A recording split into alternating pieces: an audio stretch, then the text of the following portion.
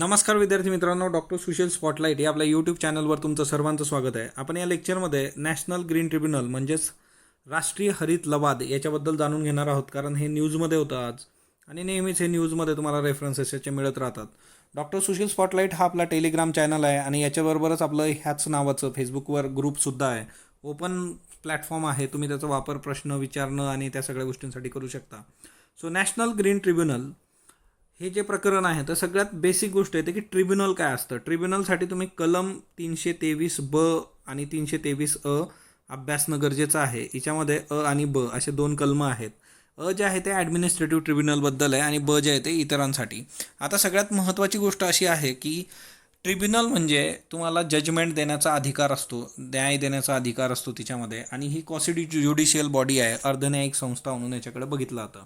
तर national green ट्रिब्युनलची जी स्थापना झाली होती ती नॅशनल ग्रीन ट्रिब्युनल ॲक्ट 2010 याच्या अंतर्गत झाली होती.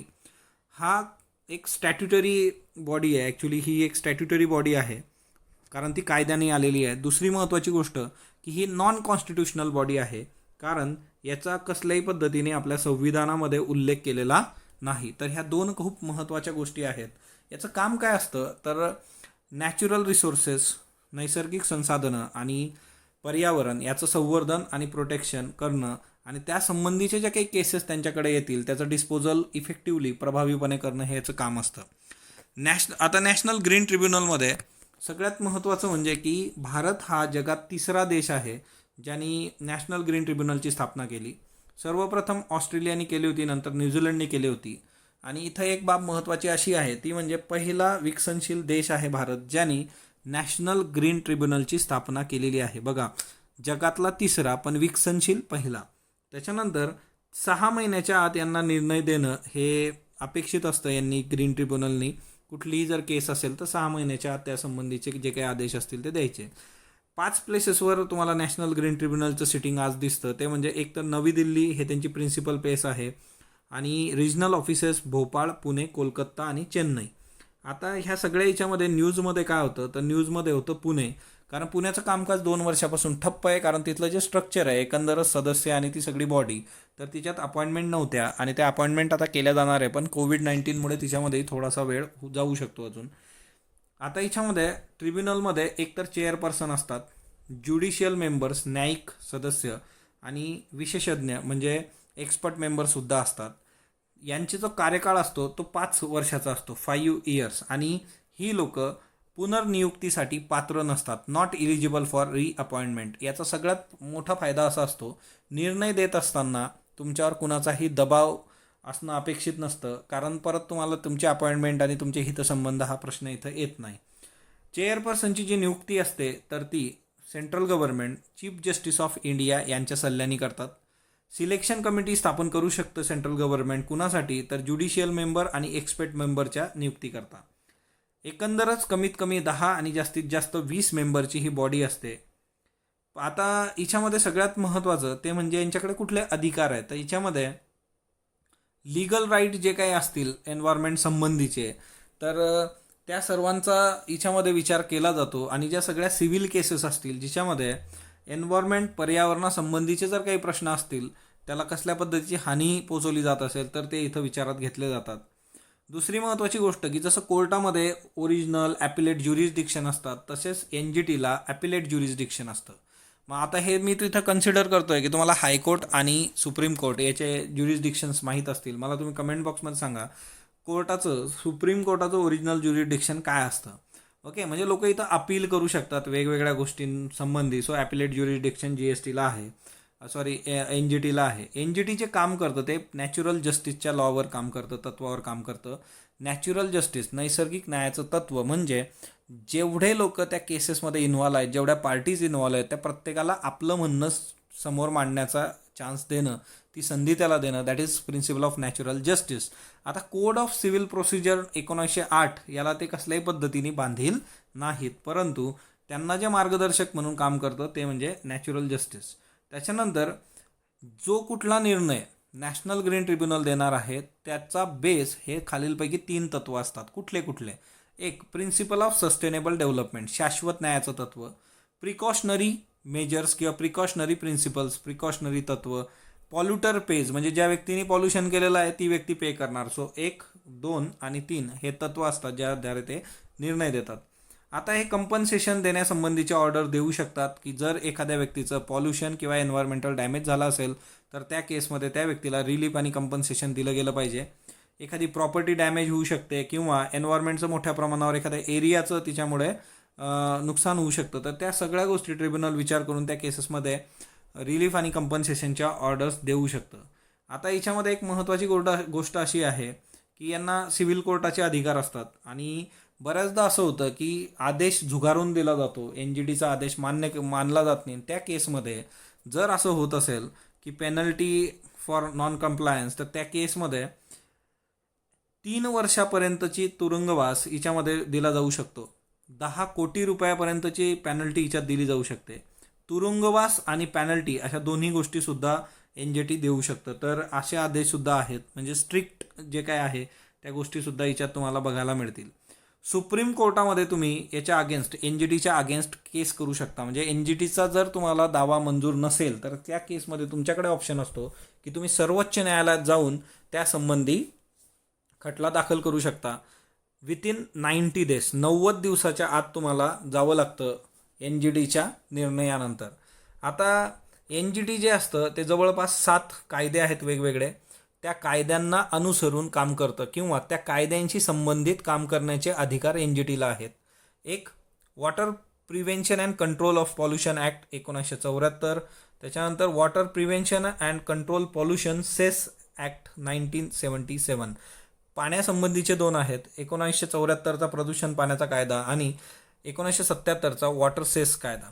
फॉरेस्ट कन्झर्वेशन ॲक्ट माहिती आहे आपल्याला 1980, air prevention and control pollution act 1981, environment protection act 1986 आपल्याला माहीत आहे, पब्लिक लायबिलिटी इन्शुरन्स ॲक्ट जो आहे 1991 आणि बायोलॉजिकल डायव्हर्सिटी ॲक्ट 2002. फक्त हा पब्लिक लायबिलिटी इन्शुरन्स ॲक्ट 1991 जर सोडला तर हे सगळे जे आहेत ते सरळ सरळ तुम्हाला एन्व्हायरमेंटचे तिच्यामध्ये दिसतात, वॉटर, एअर, बायोडायव्हर्सिटी. आता याच्यामध्ये महत्त्वाचा मुद्दा असा आहे की जर या कायद्यांना अनुसरून कुणीही जर त्या कायद्यांचा गैरवापर केला, पर्यावरणाला हानी पोहोचवली, मग ते गव्हर्नमेंट का असेना, तर त्यांना NGTमध्ये चॅलेंज केलं जाऊ शकतं. दुसरी महत्त्वाची गोष्ट जी आहे की NGTचं जे स्ट्रेंथ काय आहे, NGT जे निर्णय देतं ते आजच्या डेटमध्ये खूप क्रिटिकल मानले जातात. NGTने खूप महत्त्वाचे निर्णय वेगवेगळ्या ह्याच्यात दिलेले आहेत. प्रदूषण असू दे, डिफॉरेस्टेशन असू दे, वेस्ट मॅनेजमेंट असू दे, या सगळ्या बाबतीमध्ये. त्याच्यानंतर दुसरं म्हणजे की NGT हे एक अल्टरनेट डिस्प्यूट मेकॅनिझम म्हणून समोर आलेलं आहे. बऱ्याचदा इश्यू असा होतो की परत तुम्हाला सुप्रीम कोर्टात जा, हायकोर्टात जा, ते विषय घेऊन जा, तिथं ऑलरेडी बर्डन आहे आणि त्याच्यामुळे हे जे रिड्यूस करतं ते बर्डन आपल्या ज्युडिशियरीवरचं आणि एक अल्टरनेट डिस्प्यूट रिझोल्युशन मेकॅनिझम म्हणून समोर आलेलं आहे. याच्यामध्ये फॉर्मॅलिटीज खूप कमी असतात, खर्च खूप कमी असतो, लेस एक्सपेन्सिव्ह आहे आणि खूप जलद गतीने ते न्याय देतात. त्याच्यानंतर सगळ्यात महत्त्वाची गोष्ट की यांच्यामुळे मोठ्या प्रमाणावर एन्व्हायरमेंटला डॅमेज होणाऱ्या गोष्टी, एन्व्हायरमेंटची हानी होणाऱ्या गोष्टी थांबलेल्या आहेत. नंतर दुसरी महत्त्वाची गोष्ट की मी तुम्हाला सांगितली होती की याच्यातले चेअरमन मेंबर यांची पुनर्नियुक्ती होऊ शकत नाही, त्याच्यामुळे यांचे जे निर्णय आहेत ते बेधडक आणि खूप स्पष्ट असतात. त्याच्यानंतर दुसरं महत्त्वाचं म्हणजे की एन्व्हायरमेंट इम्पॅक्ट असेसमेंट प्रोसेस जी आहे ती स्ट्रिक्टली ऑब्झर्व केली जाते. एन्व्हायरमेंट इम्पॅक्ट असेसमेंट काय असतं, म्हणजे एखादा जर प्रोजेक्ट आपल्याला आणायचा आहे, फॉर एक्झाम्पल आपल्याला धरण बांधायचं आहे, तर ते धरण बांधत असताना तिथल्या वन्यजीवांवर, तिथल्या जंगलावर, एकंदरच निसर्गावर काय इम्पॅक्ट होतो ते बघितलं जातं. त्याला एन्व्हायरमेंट इम्पॅक्ट असेसमेंट असं म्हटलं जातं. आतापर्यंत ह्या गोष्टींवर एवढं लक्ष ठेवलं जात नव्हतं, पण NGTमुळे खूप स्ट्रिक्ट नॉर्म झालेले आहेत. म्हणजे त्याची उदाहरणंही आपण बघूयात. आता 2 महत्त्वाचे ॲक्ट याच्यामध्ये नाही आहेत, याचा ड्रॉबॅक्स काय ते आहेत NGTच्या याच्यात. वाईल्ड लाईफ प्रोटेक्शन ॲक्ट, वन्यजीव संरक्षण कायदा 1972 जो खूप महत्त्वाचा कायदा आहे तो, आणि दुसरा म्हणजे फॉरेस्ट राईट ॲक्ट जो आहे आपला 2006, scheduled tribes and other traditional forest developers. तर हे दोन्ही कायदे या NGTच्या अधिकार क्षेत्राच्या बाहेर ठेवलेले आहेत. परंतु बऱ्याचदा असं होतं की जे काही बाकीच्या केसेस येतात त्या याच्याशी संलग्न असतात, याच्याशी कुठंतरी त्याचं रिलेशन येतं आणि मग NGTला त्याच्यावर काम करता येत नाही. तर हा याच्यातला खूप मोठा ड्रॉबॅक आहे की हे 2 कायदे जे आहेत ते NGTच्या अधिकार क्षेत्राच्या बाहेर आहेत. फॉरेस्ट राईट्स ॲक्ट जो आहे तो न्यूजमध्ये सुद्धा होता, तिच्यात चेंजेस करण्यासंबंधीचा बराच इश्यू होता. दुसरी महत्त्वाची गोष्ट जी आहे की आपण बघितलं की तुम्हाला जर चॅलेंज करायचा असेल NGTचा निर्णय तर तुम्हाला जावं लागतं सुप्रीम कोर्टात.